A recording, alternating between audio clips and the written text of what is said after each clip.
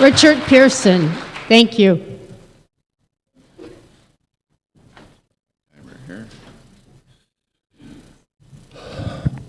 Good morning, good people. Welcome from the great state of Illinois. We have two parts of Illinois. We have Chicago and the rest of Illinois, just like America. We want you to know that. We're not all bad people there. In Illinois, of course, we're facing all kinds of things. We're kind of a cauldron of witch's brew like California is. This year they introduced gun dealer licensing, which they got through. And it had nothing to do with licensing gun dealers. It had everything to do with licensing or running gun dealers out of business. When they began, we had 2,351 firearm dealers in the state of Illinois. Now we have 1,140. And so it was very effective what they did. However, your friends from the Illinois State Rifle Association do have them in court, and we're suing them over. We're very good at suing people, by the way. We love suing people. So there are two parts to gun rights, or maybe there's many parts to gun rights, but we think about legislation, but the other thing is litigation. If you look at the strides that have been made, litigation has played a large part in that. And it becomes very important that people know that you're willing to sue them. It tends to temper their attitudes a little bit. The other thing that happened in Illinois is we had a thing called Senate Bill 1966. So this is coming your way. It requires firearm owners. We have the FOID card. It's $1 a year for an FOID card for 10 years. Now they want to raise it to, they started out at $100, now they want to raise it to $20 for 5 years, but you have to be fingerprinted, which you have to pay for. You have to pay for your own background check, and every time you transfer a firearm, you must go through a firearm dealer. So this thing, to give you an idea, the 62% of the State House is, we'll just say liberals, and 66% of the Senate are liberals. So 1966 passed through the House, passed through the Senate, went back for an amendment in the House, which they actually stripped out the anything that was good in the bill. It started out as a bail bond bill. Came back, and it is now resting. It has to have one more vote for concurrence. And so we're resisting that. We'll come up about the 27th of October, 29th of October. And so we are one vote away from that. But we are resisting that. We're having meetings all over the state, and I don't know how many meetings we've had in the 30s or something like that. We're having gun owners rallies around the state.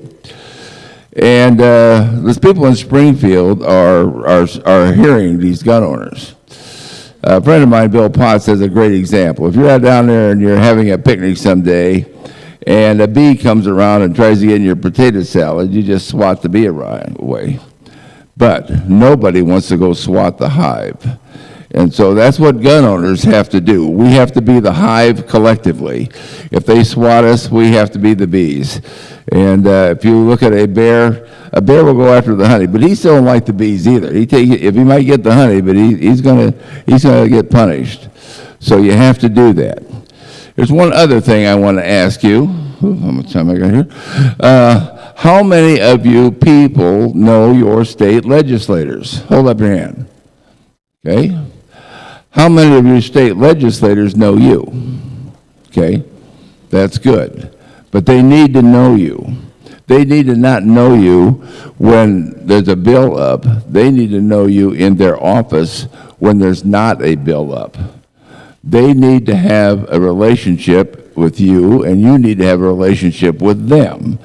And if you're Second Amendment people, don't go up there with a list of social issues, everything from property taxes to abortion or whatever is burning up your mind. Go there with Second Amendment issues, make it Second Amendment your issue, talk to them about Second Amendment issues, offer them help, and just don't show up when things are bad. Show up when things are good. Show up when things you have to say thank you.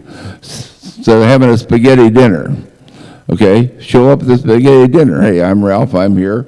You know, I'm glad to help you with this spaghetti dinner. Do you need anything? When you do that, the people who influence a legislator are the people they know.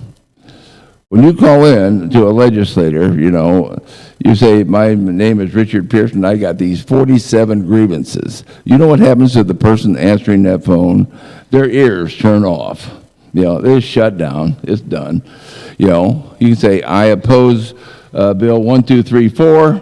Please mark me down as an opposition. I am in Senator so-and-so's district. I am a voter, blah, blah, blah. Make sure you call the people in your district. Make sure you get that done. And then after the thing is over with, one way or the other, you go back and you talk to them in your district. A lot of us are from states that are large, California, Texas.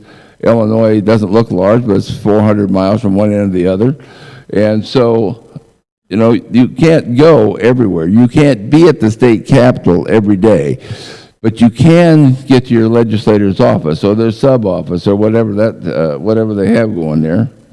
And so it becomes very important that you have that contact and you build that relationship with your legislators.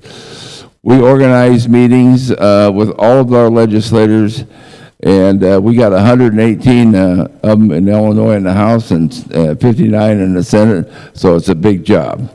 And so I want you to do that. That's a plan that really works, but you have to take the time and effort to do that. And the legislators will be happy to meet with you. And if you need more about that, give me a call. Thanks.